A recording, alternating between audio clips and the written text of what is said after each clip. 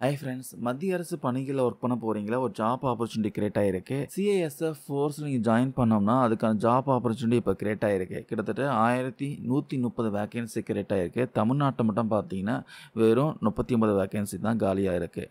Last date வந்து September 30க்குள்ள நீங்க apply பண்ணணும். இதுக்கான ரிஜிஸ்ட்ரேஷன் ஆகஸ்ட் 31 ஸ்டார்ட் ஆகும் சொல்லியிருக்காங்க. ஆகஸ்ட் 31ல இருந்து செப்டம்பர் 30க்குள்ள நீங்க ஜாப்க்கு அப்ளை பண்ணி ஆகணும். ஆன்லைன்ல தான் அப்ளை பண்ணி ஆகணும். 12th முடிச்சிருந்தா இந்த ஜாப்க்கு நீங்க அப்ளை பண்ணலாம்.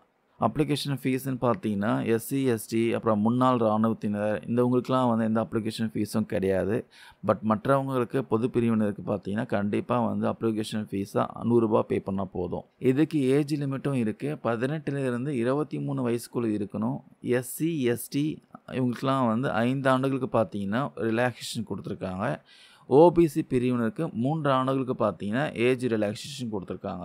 விண்வெளி ஆய்வு மையம், துறைமுகம், ஏர்போர்ட் இது போன்ற பிளேஸ்ல தான் பார்த்தீங்கன்னா, சிஐஎஸ்எஃப் வீரர்கள்லாம் பாதுகாப்பு பணியில அமர்த்துவது வழக்கமான ஒரு விஷயம். இப்போ மத்திய தொழில் பாதுகாப்பு படையில 1130 வேக்கன்சி கான்ஸ்டபிள் வேக்கன்சி கிரியேட் ஆயிருக்கு. தீயணைப்பு பிரிவுல வந்து கிரியேட் ஆயிருக்கான். எப்படி செலக்ட் பண்ணுவாங்கன்னா, ரிட்டன் எக்ஸாம் இருக்கும், பிசிக்கல் டெஸ்ட் இருக்கும், அதுக்கப்புறம் சர்டிஃபிகேட் வெரிஃபிகேஷன், அப்புறம் மெடிக்கல் வெரிஃபிகேஷன்.